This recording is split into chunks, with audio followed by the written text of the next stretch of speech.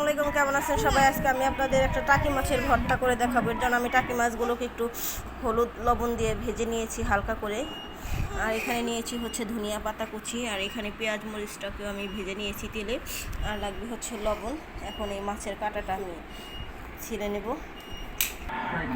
দেখুন, আমি মাছটাকে কাঁটাটা বেছে আমি হাত দিয়ে এরকম করে মেখে নিয়েছি। আমি এটা হাতে মেখেই বানাবো।